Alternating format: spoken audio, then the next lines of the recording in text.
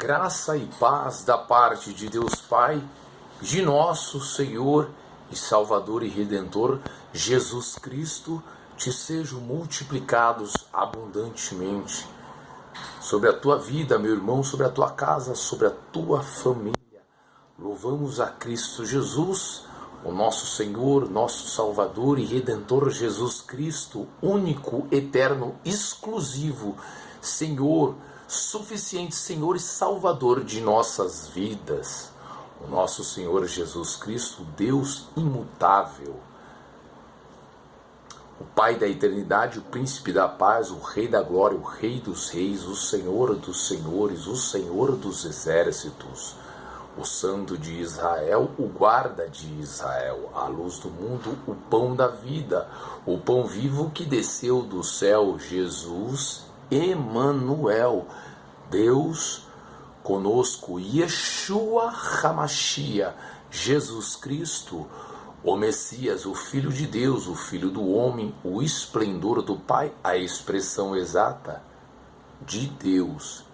Eis o Cordeiro de Deus que tira o pecado do mundo, eis o Cordeiro de Deus que venceu o mundo, ressuscitado, glorificado, coroado de glória, honra, majestade, louvor, adoração, poder e ações de graças. O nosso Senhor Jesus Cristo está assentado sobre um alto e sublime trono, à destra de Deus Pai, no terceiro céus, nos céus de glória, nos céus dos céus, no paraíso, na eternidade, sobre o globo da terra. O Senhor, nosso Deus e nosso Pai, sustenta o universo inteiro pela palavra do seu poder. O Senhor Jesus Cristo sustenta o universo inteiro pela palavra do seu poder. Graças a Deus por isso, que o amor de Deus Pai em Cristo Jesus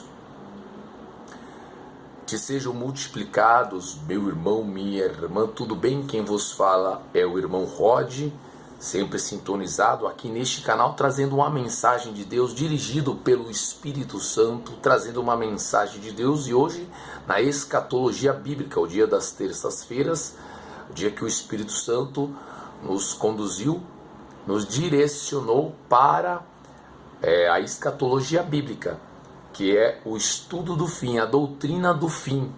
Esse termo, escatologia bíblica, é a doutrina do fim. Doutrina é o ensino das últimas coisas. Nós estamos meditando numa ordem cronológica, do capítulo 24 de Isaías até o capítulo 35. Nós paramos no capítulo 28. Hoje nós iremos continuar o capítulo 29. Só o capítulo 29 para... se você não acompanhou ainda os estudos nos capítulos anteriores, foram em terça-feiras passada. Procure aí no nosso canal. Se você tiver alguma dúvida sobre o estudo, me mande aqui uma mensagem no meu WhatsApp, está no cabeçalho do YouTube, o meu número. Pode mandar a mensagem aí, irmão Rod. E se você não é inscrito nesse canal, clique aqui embaixo em inscrever-se, faça aí a sua inscrição. Aqui ao lado tem o sininho das notificações e você clica em todas, que é os próximos vídeos que nós postarmos aqui em nosso canal, uma mensagem de Deus, você possa receber aí automaticamente seu aparelho celular. Deixe o seu like também e compartilhe esse vídeo, abençoando outras pessoas. Sabemos que vivemos tempos difíceis, tempos trabalhosos, onde o amor de muitos vem se esfriando, pois é uma profecia que está se cumprindo literalmente. Nós devemos estar, como nosso Senhor Jesus Cristo nos exorta, nos ensina, vigiando e orando, se santificando, pois o Senhor Jesus Cristo está voltando. É a qualquer momento que nós encontraremos o nosso Senhor Jesus Cristo nos ares. Amém, meu irmão e minha irmã. Graças a Deus por isso. Vamos à carta, então. Vamos à carta, para nós não perdermos tempo. Se você não tiver com sua Bíblia Sagrada, deixe marcadinho e faça a leitura do sermão expositivo. O que é o sermão expositivo?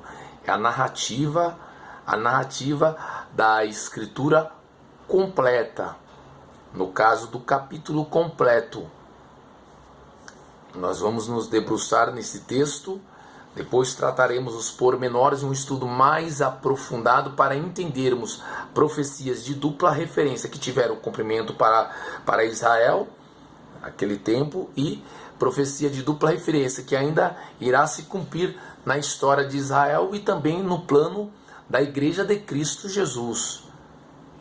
Ok, meu irmão, minha irmã, graças a Deus, o profeta Isaías, ele é o filho de Amós, né? O filho de Amós, ele é um dos profetas maiores, ali é o Isaías, né? Profeta Isaías, Ezequiel, Jeremias e Daniel, e são os profetas maiores que intitularam, né?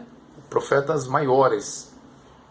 Mas o profeta Isaías, ele é um profeta messiânico, que foi o profeta que mais falou sobre o Messias, sobre o nosso Senhor Jesus Cristo, a primeira vinda de nosso Senhor Jesus Cristo e a segunda vinda. Nesse livro, rolo do profeta Isaías, que está no Tanar, que o Tanar é o Antigo Testamento, nos 39 livros do Antigo Testamento, Isaías vem primeiro ali Salmos, depois de Salmos vem Provérbios, Cantares, Eclesiastes e depois vem o livro do profeta Isaías. No rolo do profeta Isaías são 66 livros, 66 capítulos, bem grande, né? 66 capítulos, e ele anunciou, as mensagens foram endereçadas para o povo, né? O povo do reino de Judá, aí aos moradores da cidade de Jerusalém, né? Que é Jerusalém no hebraico, para o povo de Jerusalém entre 742, datado entre 742 e 687 AC, antes de Cristo Jesus, né? Há cerca de 100 anos ainda daqueles tristes acontecimentos que marcaram, né, o exílio na Babilônia, entre o ano de 586 antes de Cristo. Então as mensagens do profeta Isaías, mensagens de exortação, de muita exortação para o povo de Israel, o povo de Judá e o povo de Israel também, né? E para o tempo todo, até a primeira vinda de Jesus, e também profecias de dupla referência. Depois nós entraremos em estudos mais aprofundados. Por enquanto nós vamos só fazer a narrativa para entendermos todo esse contexto, sabendo que esse tempo também diz ao período da grande tribulação, principalmente ali do capítulo 24 até o capítulo 29 e 30. Ali o período, o capítulo 30, 31, 32, do 30 até o 31. Depois do 32 até o 35, já é o reino milenar, milênio com Cristo Jesus aqui na terra. Como está lá também em Isaías capítulo 11, amém? Em Isaías capítulo 11, e também lá em Isaías 65, 66, sobre os novos céus e a nova terra e a nova Jerusalém. Nós iremos entrar nesses pormenores. Hoje, na escatologia bíblica, a doutrina do fim, nós iremos continuar o estudo. Nós, algumas terças-feiras, nós entramos em outras temáticas dentro da escatologia bíblica, mas em outros livros, né? Por exemplo, no Novo Testamento também, pois sentimos a necessidade, nesses tempos tão difíceis e tão significativos que nós vivemos, que o próprio Senhor Jesus Cristo profetizou, que é o princípio das dores, os últimos dias. Princípio das dores. Nós estamos vivendo os últimos instantes, com o que tange o advento da segunda vinda de nosso Senhor Jesus Cristo. Se você já tiver com a sua Bíblia Sagrada, estou olhando para baixo, porque já estou abrindo aqui.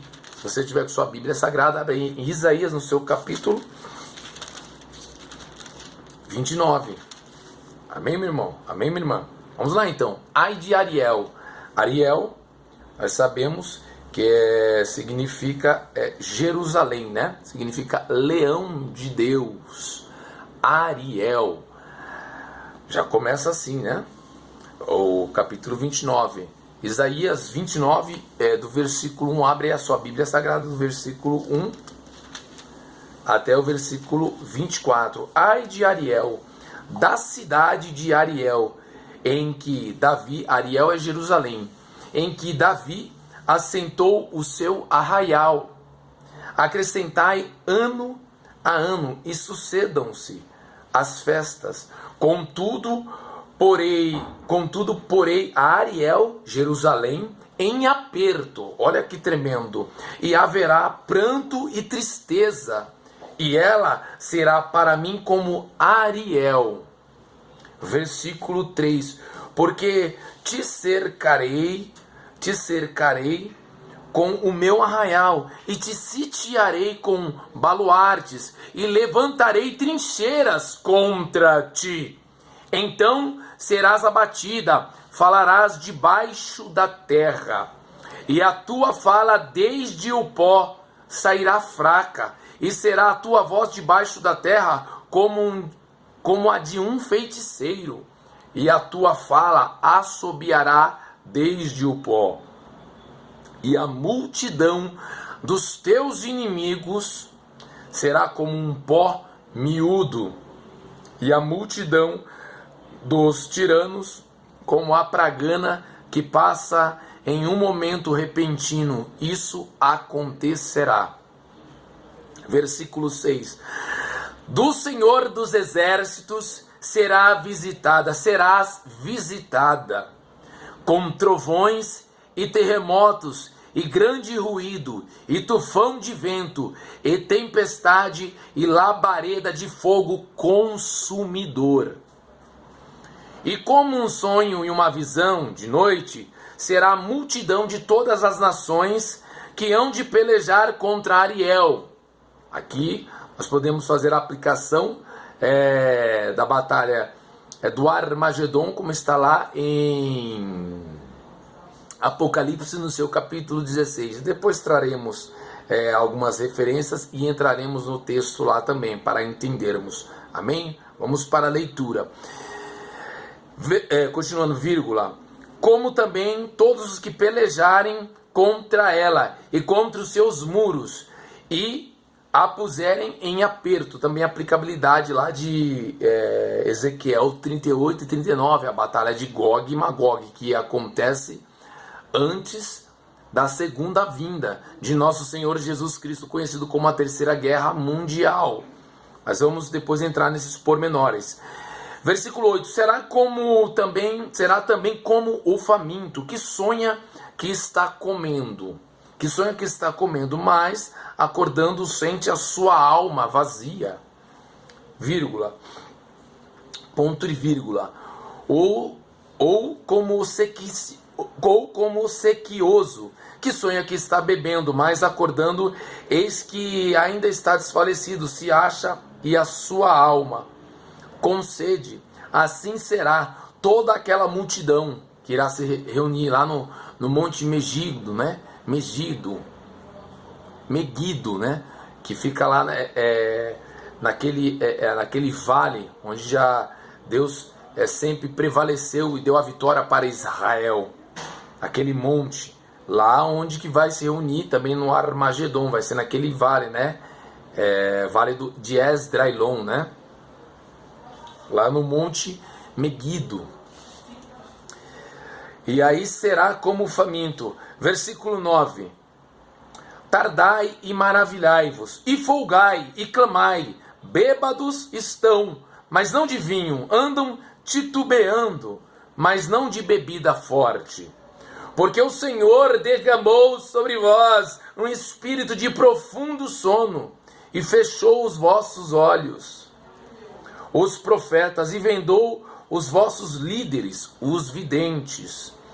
Pelo que toda visão vos é como palavras de um livro selado, que se dá ao que sabe ler, dizendo: ora, lê isso. E ele dirá: não posso, porque está selado, ou dá-se o livro ao que não sabe ler, dizendo: ora, lê isto, e ele dirá: não sei ler. Porque o Senhor disse, versículo 13, porque o Senhor disse, pois que este povo se aproxima de mim, e com a boca e com os lábios me honra, mas o seu coração se afasta para longe de mim. E o seu temor para comigo consiste só em mandamentos de homens, em que foi instruído. Esse versículo, o próprio Senhor Jesus Cristo anuncia, no ministério do Senhor Jesus Cristo, o que aqui o Espírito Santo trouxe na mensagem, falando a boca, o próprio Deus falando na boca do profeta Isaías. O próprio Senhor Jesus Cristo, no ministério do Senhor Jesus Cristo, até há 2030 anos atrás, mais ou menos, a datação, o Senhor declara, anuncia essa escritura, está em Mateus, no seu capítulo 15, versículo 8, 9. Mateus capítulo 15, 7, 8, 9, disse-lhe Jesus: hipócritas, este povo honra-me com os seus lábios, mas o seu coração está longe de mim, mas em vão me adoram, ensinando doutrinas que são preceitos de homens. O próprio Senhor Jesus Cristo anuncia essa escritura. Olha que tremendo, meu irmão, minha irmã. Bem profetizou o profeta Isaías, mencionando esse irmão, Olha como é contundente nós nos aprofundarmos na literalidade da palavra de Deus, nos ensinos históricos, proféticos e literais para o tempo de hoje.